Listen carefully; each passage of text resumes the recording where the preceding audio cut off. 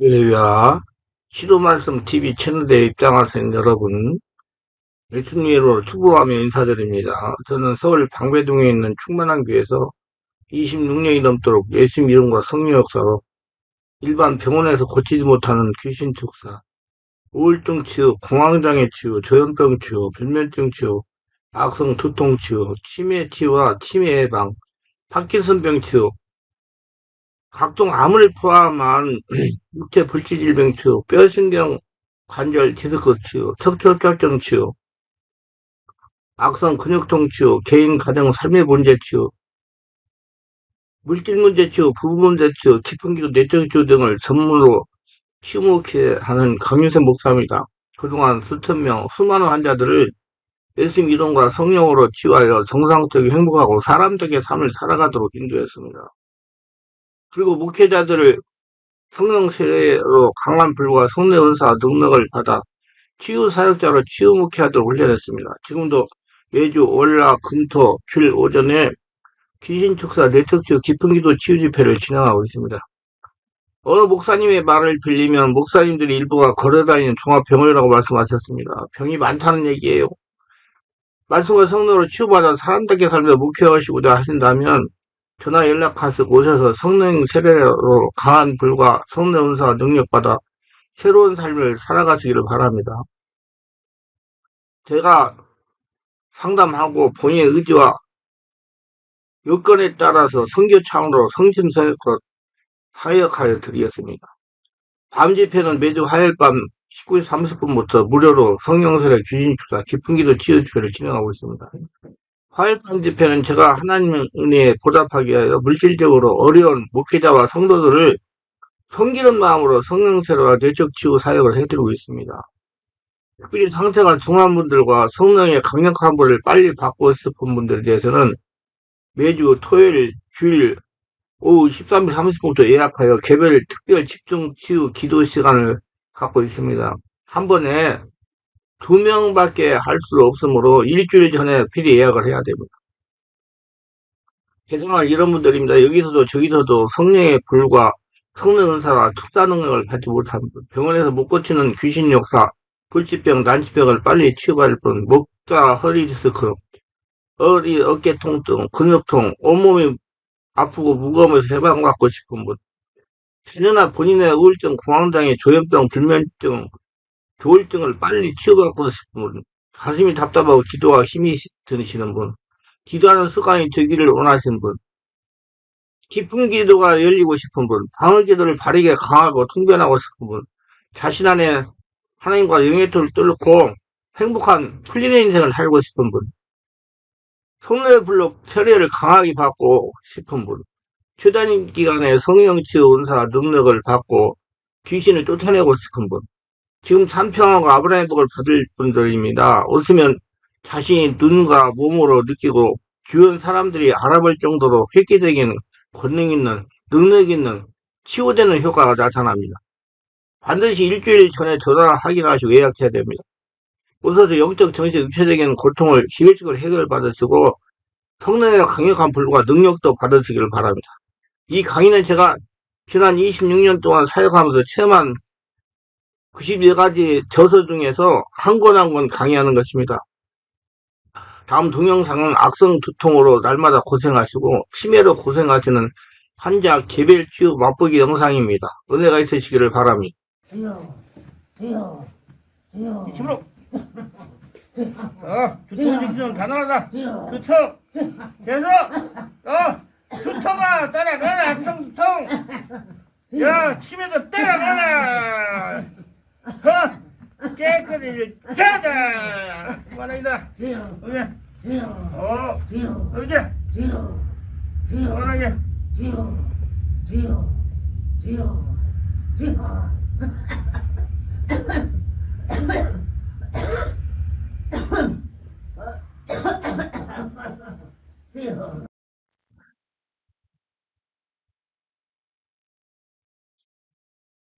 전문 사역자들 가운데 간혹 성령과 악령이 함께 역사하는 사람이 있습니다.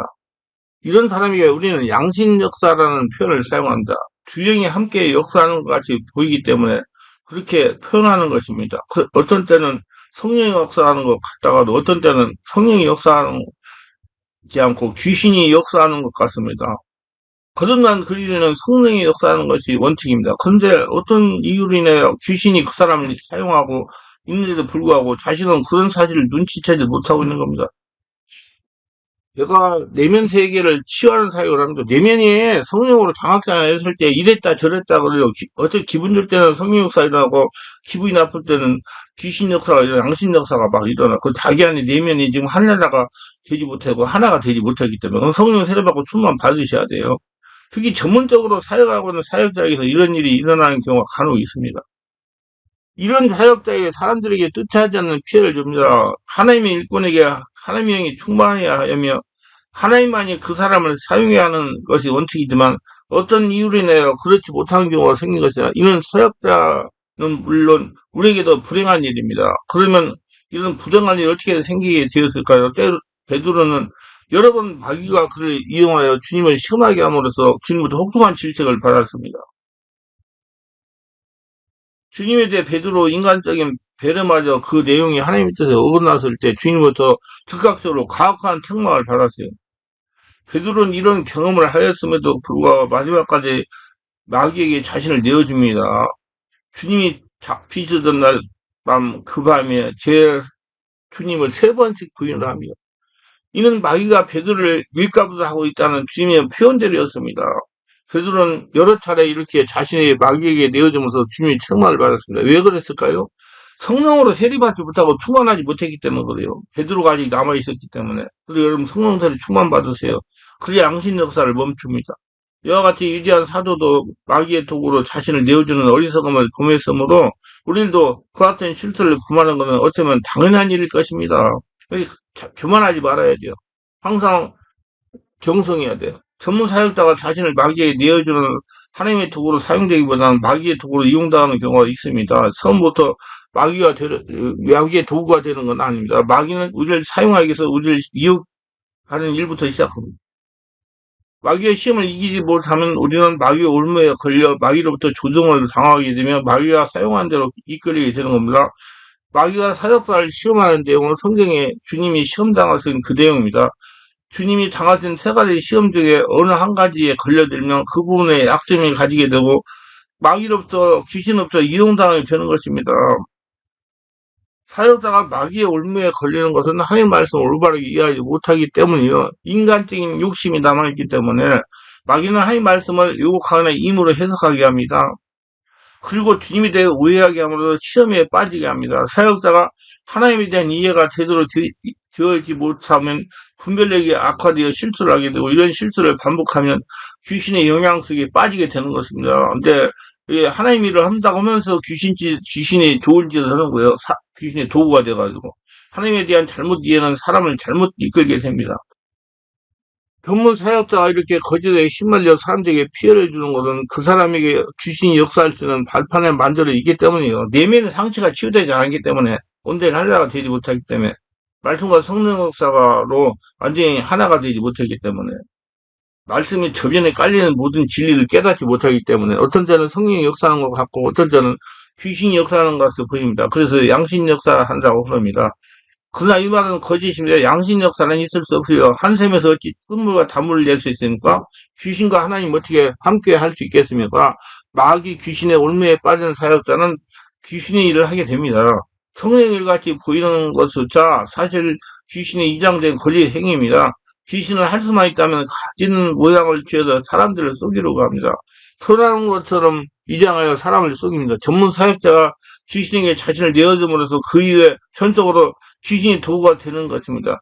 귀신이 올무에 빠지게 되는 가장 큰 이유는 말씀을 깨닫는 게 부족하기 때문입니다. 말씀을 제대로 알지 못해서 올바른 판단을 하지 못하는 것입니다. 영적 식별력이 부족한 가장 큰 이유입니다.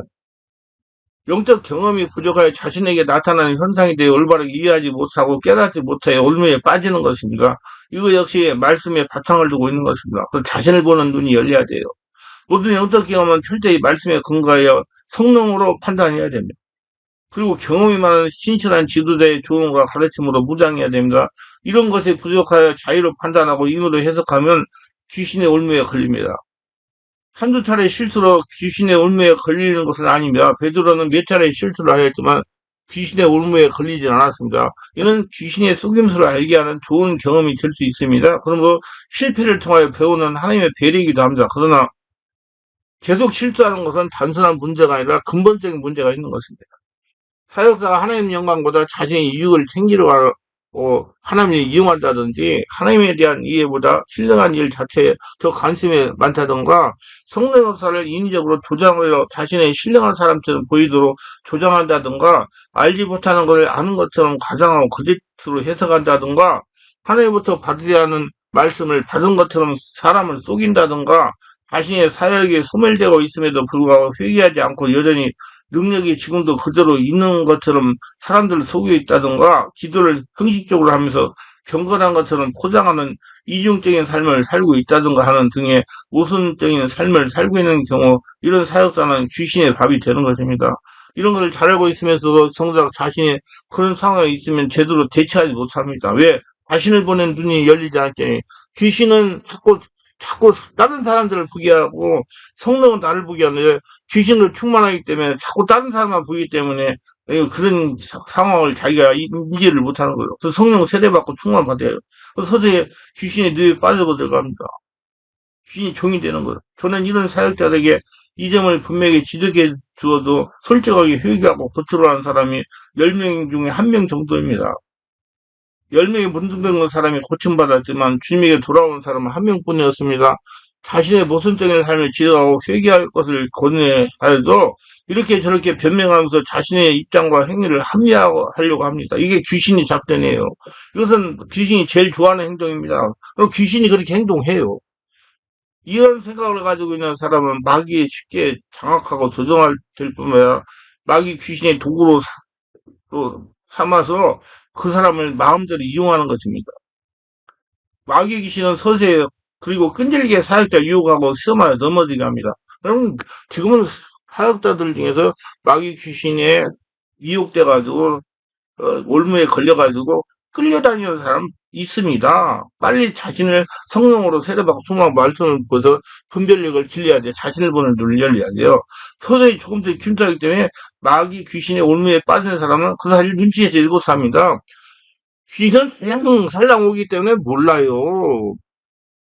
아주 조금씩 귀신의 영향 속으로 빠져들어가면서 양심이 무뎌지고 분별이 이렇게 돼 스스로 돌이킬 수 있는 힘을 상실하는 것입니다.